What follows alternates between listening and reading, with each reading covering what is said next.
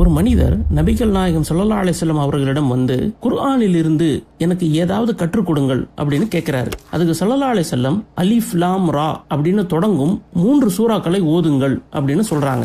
அதுக்கு அந்த மனிதர், எனக்கு வயசாயிடுச்சு, என் ஞாபக சக்தியும் ரொம்ப மோசமா இருக்கு, எனக்கு ஓதுறதுக்கும் சிரமமா இருக்கு அப்படின்னு சொல்றாரு. அப்ப ஸல்லல்லாஹு அலைஹி வஸல்லம் ஹா மீம் என்று தொடங்கும் சூறாக்களில் இருந்து ஓதுங்கள் அப்படின்னு சொல்றாங்க. இதுக்கு அந்த மனிதர் முன்பு சொன்ன பதிலையே திருப்பி சொல்றாரு. அப்ப ஸல்லல்லாஹு அலைஹி வஸல்லம் முஸப்பிஹாத் அப்படிங்கிற சூறாக்களில் இருந்து 3 ஓதுங்கள் அப்படின்னு சொல்றாங்க. இதுக்கும் அந்த மனிதர் முன்னாடி சொன்ன பதிலையே சொல்லிட்டு எனக்கு சுருக்கமான அதே சமயம் எல்லாவற்றையும் உள்ளடக்கிய ஒரு சூறாவை கற்றுக் கொடுங்கள் அப்படின்னு கேட்கிறாரு. ஸல்லல்லாஹு அலைஹி வஸல்லம் அவர்கள் அவருக்கு சூரத்துல் ஜல்சலாவை ஓதி காட்டுறாங்க. உடனே அந்த மனிதர், அல்லாஹ்வின் மீது சத்தியமாக நான் இதனுடன் எதையும் கூட்ட மாட்டேன் அப்படின்னு சொல்லிட்டு அங்கிருந்து கிளம்பி போயிடுறாரு.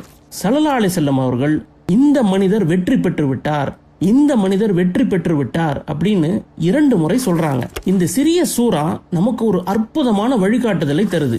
யார் ஒரு அணு அளவு நன்மை செய்தாரோ அவர் அதை காண்பார். எந்த நற்செயலையும் அற்பமா நினைக்காதீங்க. பயனுள்ள வாட்ஸ்அப் போஸ்டரையோ அல்லது வீடியோவையோ பிறரோடு பகிர்வது போல உள்ள சிறிய விஷயமாக இருந்தாலும் அதை தொடர்ந்து செய்யுங்க. மேலும் எவர் ஒரு அணு அளவு தீமை செய்தாரோ அவர் அதை காண்பார். எந்த தீய செயலை பத்தியும் இது சின்ன விஷயம் தானே அப்படின்னு அலட்சியமா இருக்காதீங்க. மற்றவங்களை கிண்டல் நையாண்டி பண்ற சின்ன விஷயமா இருந்தாலும் அதை செய்யாதீங்க. ஒவ்வொரு செயலும் அது நன்மையாக இருந்தாலும் சரி, தீமையாக இருந்தாலும் சரி, அதுக்கு அல்லாஹ் கிட்ட கூலி இருக்குங்கிறத நினைவில் வைத்துக் கொள்ளுங்கள்.